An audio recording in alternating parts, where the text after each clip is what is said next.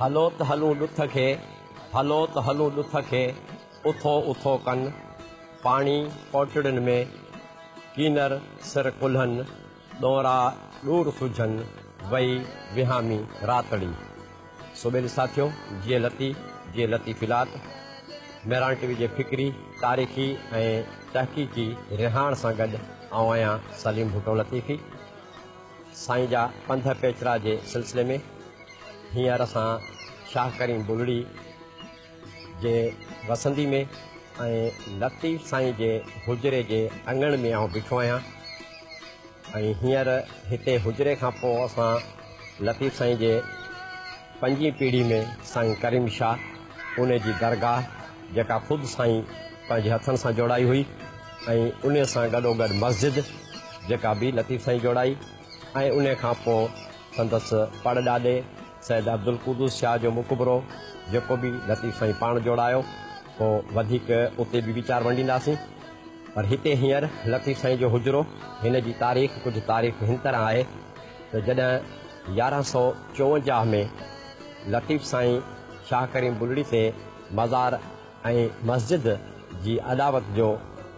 ख़्यालु या वीचार आंदो त पाण उन कम जी निगरानी लाइ ऐं कम कारण हिते मुस्तक़िल तौर ते अची 2 साल खनि रहिया, जेको 1154 में हिन हुजरे जे हिन तख़्ती ते दर ते बि इहो सन लिखियो पियो आहे ऐं 1156 ताईं हिते जी जेका तामीरात आहे उहा पूरी थी ऐं पोइ वरी लतीफ़ साईं वापसि भेटे विया। त हिते जॾहिं असां हुजरे ते बीठा आहियूं त लतीफ़ साईं जो मुस्तक़िल तौर ते इन कम दौरान हिते रहणु खाइणु पीअणु उथणु वेहणु थियो ऐं रियाज़तूं इबादतूं बि थियूं। उन हवाले सां हीउ हुजरो निहायत साईं जे कंधे पेचरनि जे हवाले सां साईं जी ज़िंदगी जे हवाले सां ॾाढी अहमियत रखे थो, जीअं ॿिया तारीख़ी बाग़ अहमियत रखनि था। त हीउ लतीफ़ साईं जो हुजरो थोरो असां पस मंज़र में हलंदासीं त कॾोके दौर में लतीफ़ साईं जॾहिं जवान थियनि था त पंहिंजे सिर घुमण फिरण जो सैर सफ़र जो मेल जोल जो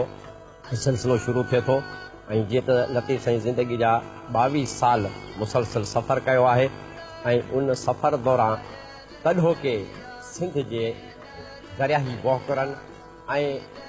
उतां जे उन दौर जे रस्तनि दगनि वाटनि तां जीअं हलंदा आया त असां कोशिशि कयूं था त उहा वाट वठूं। जॾहिं लतीफ़ साईं शाह करीम ते ईंदा हुया ऐं हिन यानी 1154 खां 56 ताईं कम जे संगे, पर हूअ बि आए ॾींहुं साईं जो छटे वञणु वक़्तु बि अक्सर हीअ ई पंध पेचरा हूंदा हुआ, हिन जूह मां गुज़री करे वेंदा हुआ या कॾहिं कॾहिं वरी हिलाइण वारी टकरी किंझर वारे पासे ॾांहुं उतां बि वेंदा हुआ, पर ज़्यादातर वञणु हिन रूट सां थींदो हुयो। जॾहिं हिन रूट ते अचणु थींदो हो त कॾोके दौर में लतीफ़ साईं जे सफ़र जी वाट जेका आहे भिरशाह खां ओडेरोलाल खां हाला हवेली खां नसरपुर, जिते शाह इनायत सां संदसि वालिद जे दौर में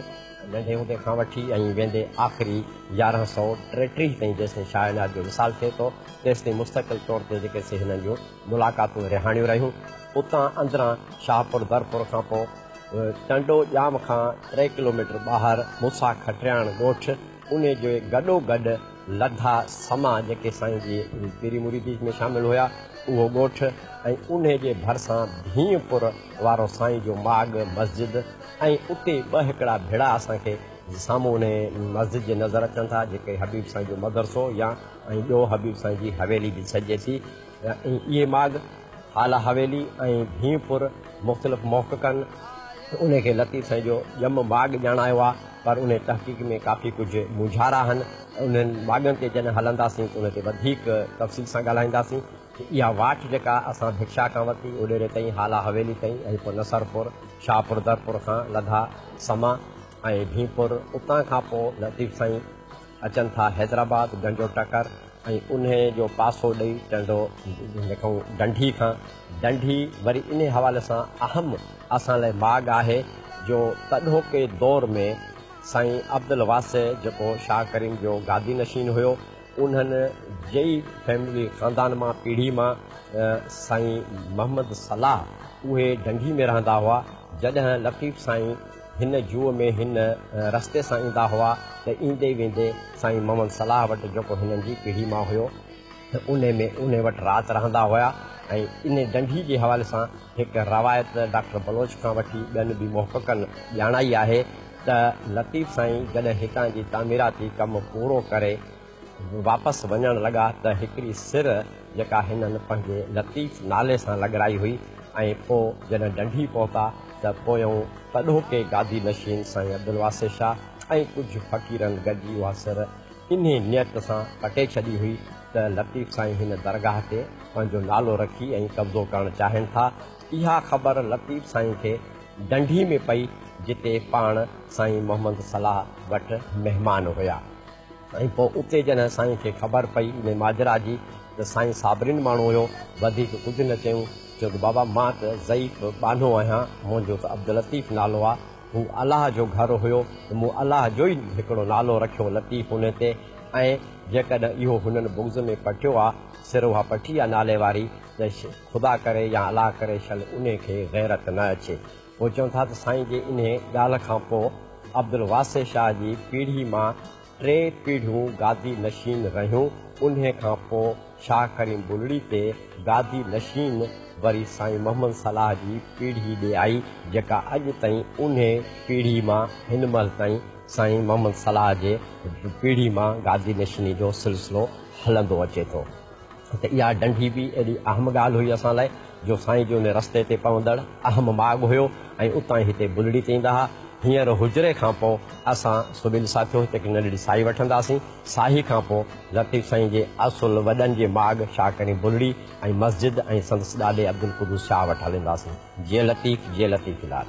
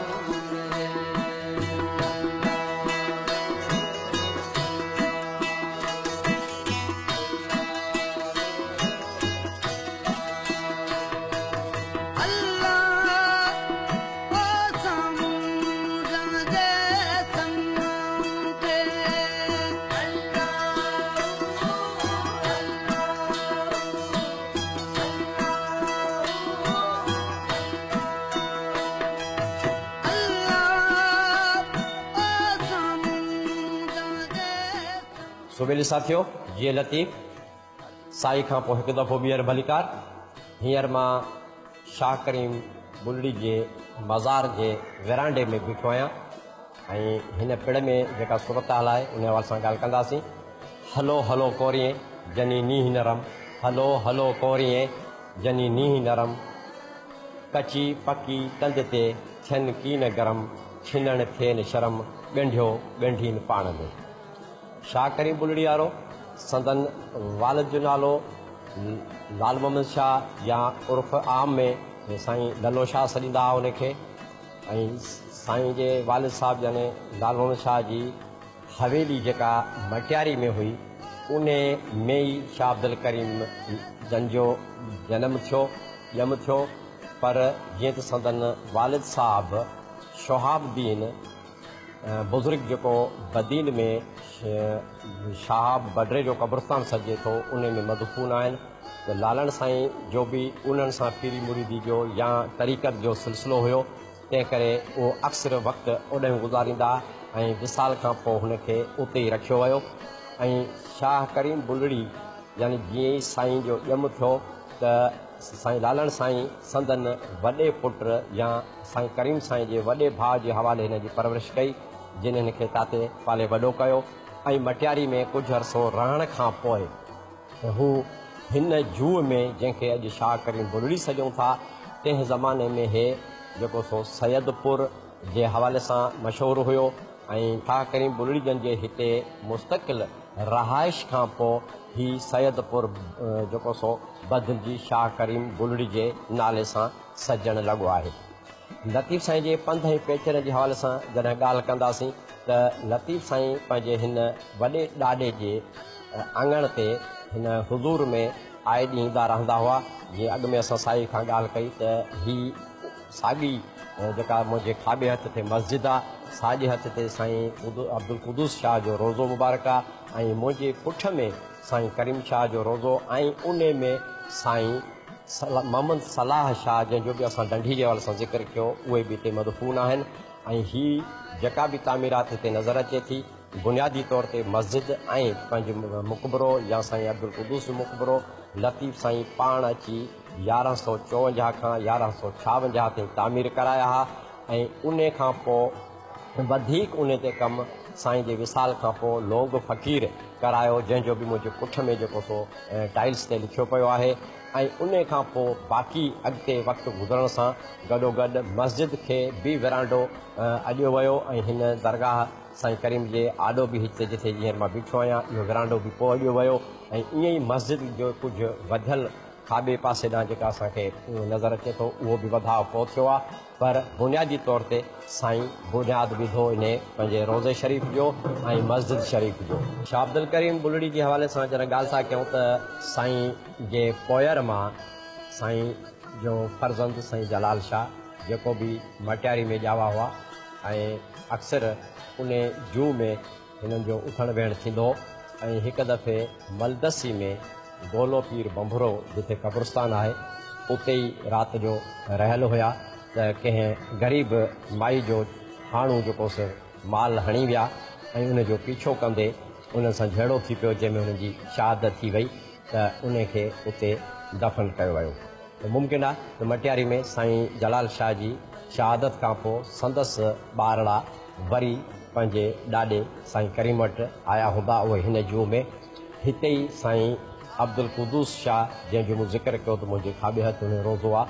उहो उन साईं जी ॿी पीढ़ी मां थिए थो। ऐं उन साईं अब्दुल कुदूस शाह मां साईं हबीब शाह ऐं साईं हबीब शाह जा फर्ज़ंद सुलछणो असांजो अवामी क़ौमी शाइर लतीफ़ साईं पैदा थियनि था। त लतीफ़ साईं जे जॾहिं फ़िक्र ऐं फ़न ते ॻाल्हाईंदासीं त लतीफ़ साईं रुॻो तारक दुनिया सूफ़ी न हुयो, रुॻो अलॻि को शाइर न हुयो, पर उन सां गॾोगॾु हुनखे पंहिंजे माज़ी हाल ऐं मुस्तक़बिल जी अहमियत जो अंदाज़ो बि हुयो त जॾहिं हाल में कॾो की ग़ुलाम सिंध जे हवाले सां पंहिंजे आवाम में जेका जागरता या शऊर पंहिंजे बेतनि ऐं वायुनि ऐं सुरनि जी मार्फत ॾींदा रहिया ऐं झरझंग झागे सॼी सिंध जी कुंड कुड़छ ऐं ख़ासि तौर ते सरहदी पट्टी कच्छ ऐं राजस्थान जे हवाले सां सफ़र कयऊं त उते साईं खे गॾोगॾु इहो बि अहसासु हो त हिकु अज़ीम मुफ़क्किर जी हैसियत में ग़ुलाम क़ौम खे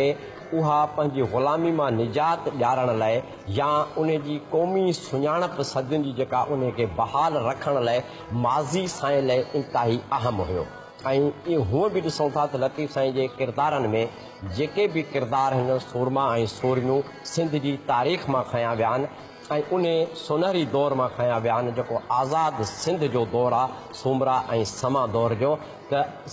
उन दौर जी सिंधी क़ौम जी क़ौमी सुञाणप ऐं उन जी जेका आज़ादु हैसियत हुई मुल्क वारी उन खे बयानु कंदे साॻी तरीक़े सां हिन पंहिंजी पीढ़ी पंहिंजे वॾनि ऐं पंहिंजे बुज़ुर्गनि जी सार संभाल लहण ऐं उन्हनि खे माज़ी जो हिकिड़ो असासो या मिल्कियत या वरसो सम्झी करे उन जी सार संभाल ख़ातिर उन्हनि जे माॻनि ते तामीरातूं करणु ऐं उन जी सार संभाल लहण ऐं उन खां पोइ अॻिते जेके क़दम साईं खयां त साईं खां पोइ वरी सुबिल साथियो असां हिन ई माॻ में हूंदासीं कंहिं ॿी कुंड पासे में त असां वधीक वीचार वंडींदासीं त हिन दरगाह सां लतीफ़ साईं जो केॾो गहरो तालुक़ु रहियो ऐं आख़िरी दम ताईं रहियो ऐं फ़िक्री तौर ते बि साईं करीम जे बयानुल आरफ़ीन जेको शाइरी या हिकायात जो मजमू हो उहो बि संदन हर वक़्तु साण हूंदो त सुबिल साथियो साईं खां पोइ वरी मिलूं था। जीअं लतीफ़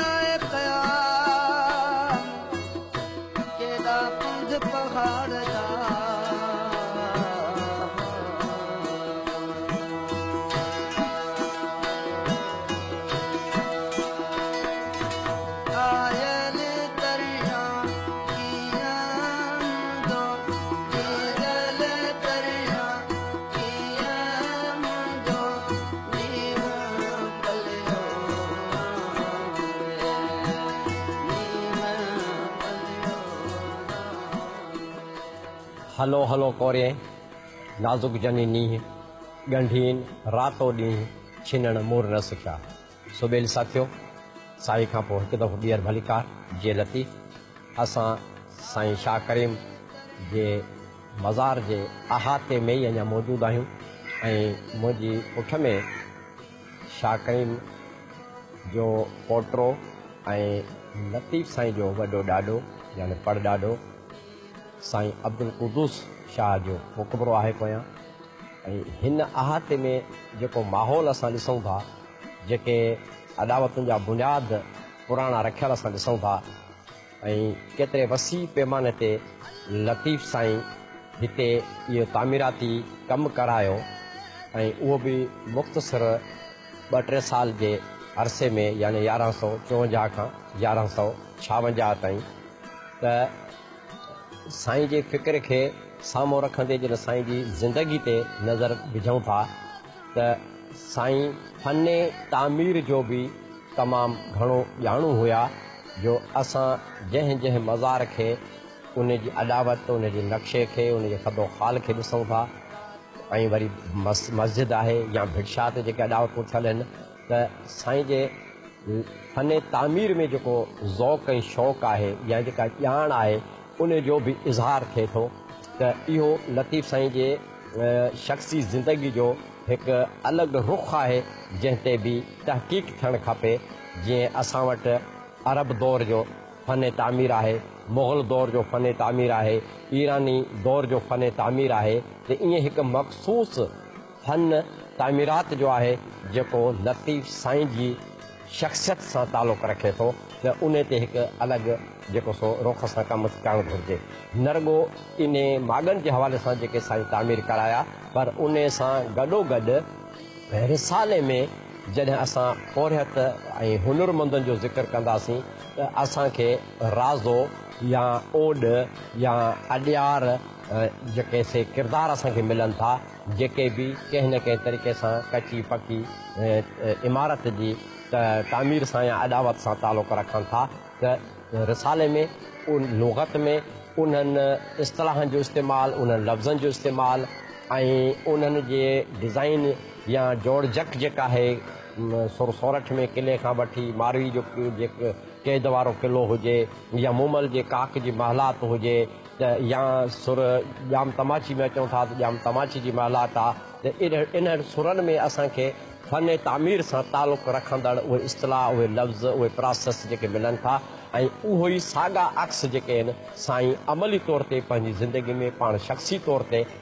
अमली तौर ते अहिड़नि जायुनि जी तामीर में उन्हनि शयुनि खे जेको सो इज़हार में आंदो आहे त साईं जे फ़िक्र जे हवाले सां ऐं शख़्सी ज़िंदगी जे हवाले सां फ़न तामीर जी ॼाण रखंदड़ हस्ती उन ते हिकु अलॻि रुख सां कमु थियणु घुरिजे। हिते जॾहिं बीठा आहियूं त न रुॻो इन तामीरात जी अहमियत ऐं उन जी नफ़ासत जो पतो पए थो असांखे, पर हिकु रवायत हिते जेका आम तौर ते हलंदड़ आहे उन में इहा बि आहे हिकिड़ी त जॾहिं हिते साईं करीम साईं जो मुक़बरो तामीर थियो, रास थियो ऐं मस्जिद जेका भरिसां हुई उहा बि रास थी, त लतीफ़ साईं उन मज़ार जे उतर में जेका मस्जिद आहे उन मस्जिद जे मथे पासे पर थोरो मथ भरो हिकिड़ी सिर लॻाई हुई लतीफ़ नाले सां, जेका डॉक्टर बलोच जे बक़ौल त सूफ़ फ़क़ीर मेमुण जेको मरहूम हो उहो चवंदो त असांजे वॾड़नि उहा ॾिठी, जेका तंहिं दौर में जीअं अॻु में असां शुरूआती साई खां अॻु में असां ॻाल्हि करे आयासीं साईं हुजरे ते, त उहा कीअं पटी वई ऐं डंडी जो हवालो बि ॾिसां हो, त उहा सिर उते ऐं इन खां अलावा साईं जे हुजरे ते हिकिड़ी सिर लॻल हुई। अहिड़ी सिर हिकिड़ी जेका रोज़े जी तामीर थियण खां पोइ उते बि जेका सा सिर लॻाई वई हुई, उहा डॉक्टर बलोच साहब आख़िर वञी हथु कई ऐं इहे साॻियूं सिरूं असां हिते जो मक़ामी माण्हू आहे डॉक्टर मोहम्मद इब्राहिम सिंधी, जंहिंजा शाह जा मर्द किरदार जे हवाले सां किताबु लिखियलु आहे, 2003 में जॾहिं असां आयासीं त उन सां मुलाक़ात थी, हुनजी मेज़बानी में असां हीउ माहौल घुमी ॾिठो त उहे सिरूं मूं पाण अखियूं ॾिठियूं ऐं उन जा अक्स सां वरिता, पर हींअर उहे नायाब शयूं जेके डॉक्टर बलोच जे बक़ौल त लतीफ़ साईं जे हथ जा इंतिहाई अहम यादगार जेके शयूं हुन उहे न हिन गादी वारा उनखे संभाले सघिया, न ई मौजूदा भिट धणी जे अॼोकी गादी नशीननि ताईं उहे सिरूं संभालियूं वयूं, जेके लतीफ़ साईं जे शख़्सी पंहिंजे हथनि जूं पंहिंजी ज़िंदगी में ठाराए उहे लॻायूं वयूं। न रुॻो एतिरो, पर उन्हनि सिरुनि ते हिकु तारीख़ उकरियल हुई त उन में अबजद जे हिसाब सां लफ़्ज़ जेके हुया उन में उन दौर जे वक़्त ऐं तारीख़ ऐं ॾींहं महीना साल ज़ाहिर थियनि पिया त हिन बुज़ुर्ग कॾहिं विसाल कयो ऐं हिन बुज़ुर्ग कॾहिं विसाल कयो, या हबीब साईं खां वठी साईं करीम साईं ताईं जेके रोज़ा ठाहिया उन जी तामीर कहिड़े साल में मुकमिल थी, त उहे जेके उन ते सन लिखियल हुया। त अहिड़ियूं अदबी जेके यादगार शयूं आहिनि, तारीख़ी ओञाण आहिनि, असांजा पका पुख़्ता जेके असांजो तहक़ीक़ जो बुनियादु थी सघनि था, उन्हनि शयुनि खे असां ॾाढो बेक़दरी सां हथो विञाए छॾियो आहे। ऐं पोइ हींअर जंहिं तहक़ीक़ जे पोयों जॾहिं पेरा खॼनि था त उहे शयूं ॾाढियूं अणलभ आहिनि। त सुबुह साथियो असां अञा हिन ई अहाते में मौजूदु आहियूं साईं शाह करीम बुलड़ी वारे दरगाह में, ऐं कंहिं ॿी कुंड पासे में वरी तव्हां सां वीचार ॾिसासीं तेसि ताईं अलावा ई सुबुह साथियो मां उते ई अञा मौजूदु आहियां साईं शाह करीम जी दरगाह जे अहाते में, पर हिकु ॿी कुंड खां जिते मूं अर्ज़ु कयो त साईं अब्दुल क़ुद्दूस शाह जन जो मुक़बरो आहे ऐं उन सां गॾु कुझु ज़बून हाल मुक़बरा आहिनि। त हिन गादी जे हवाले सां ऐं लतीफ़ साईं जी शख़्सियत या मौजूदु लतीफ़ साईं जी दरगाह ते जेके राग खां वठी ज़िक्र फ़िक्र ताईं रसूमात हलनि थियूं पियूं, उन हवाले सां ही वाहिद ही दरगाह ऐं लतीफ़ साईं जी दरगाह जेको वॾे नंढे जे फ़र्क़ जे बावजूदि विच में उमिरि जे 5 पीढ़ियुनि जे फ़र्क़ जे बावजूदि त फ़िक्री तौर ते लतीफ़ साईं जी दरगाह संदसि दौर में साईं जी हयाती में ऐं शाह करीम जी दरगाह जो मौजूदु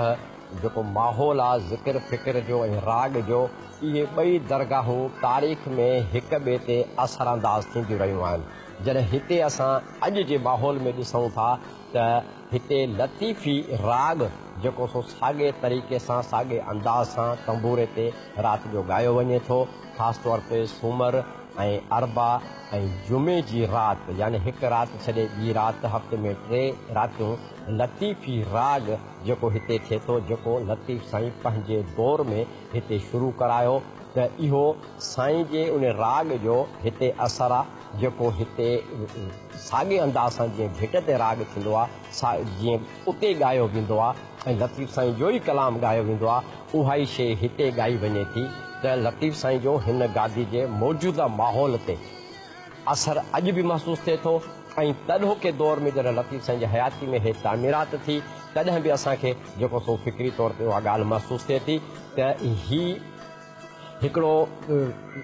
मेलाप आहे, हिकिड़ो तसलसुल आहे तारीख़ी तौर ते हिकिड़ी फ़िक्री धारा आहे जेका 5 पीढ़ियूं असांखे लाॻीतो उन फ़िक्र सां उन ॻाल्हि सां ॻंढे थी ऐं हीअ उहा पीढ़ी आहे जेका 5 पीढ़ियुनि ताईं हिकु अहिड़े रुख में हले थी जंहिंमें असांखे सवाइ फ़क़ीरी दरवेशी ऐं पंहिंजे माण्हुनि पंहिंजी ॿोली ऐं अलाह रसूल जे ज़िक्र ऐं फ़िक्र खां सवाइ ॿी दुनियादारी जी का ॻाल्हि जेका असां नथी नज़र अचे। न त अक्सर जेके सिंध में असां जागीरदार या दरगाहूं या जेके वॾियूं जेके हवेलियूं ऐं ख़ानकाहूं असां ॿुधूं था उन खे वक़्त जे हाकिमनि तरफ़ां संदन सहकार सां जेके से ज़मीनूं ऐं सनदूं जेके से ख़लतूं नसीब थियूं हुयूं त उन हवाले सां साईं करीम साईं खां साईं लालण साईं खां वठी लतीफ़ साईं ते 6 पीढ़ियुनि जो इहो तारीख़ी तसलसुल जेको दुनियादारी खां ऐं धारियुनि जे इन इनाम इकरामात खां पासीरा रही करे पंहिंजी फ़क़ीरी दरवेशी फ़िक्री तौर ते ऐं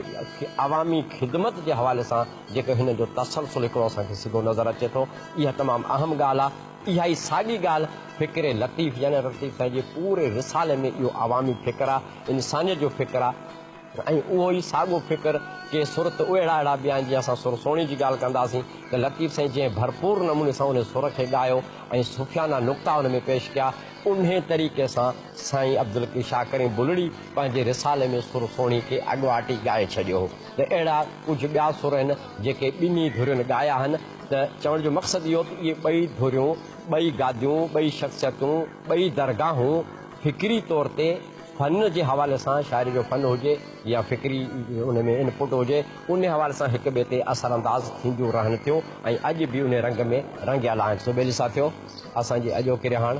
शाह जा 15 पेतिरा जो वक़्तु पुॼाणी खे पुॼे थो। सलीम भुट्टो लतीफ़ खे जज़्बा वरी कंहिं ॿिए बाग ते ईंदड़ हफ़्ते वरी नए ॻाल्हियुनि सां नए वीचार सां नई दग नए वाट नई लाट सां वरी तव्हां सां वीचार वंडींदासीं। जीअं लतीफ़ जीअं लतीफ़ी लाट।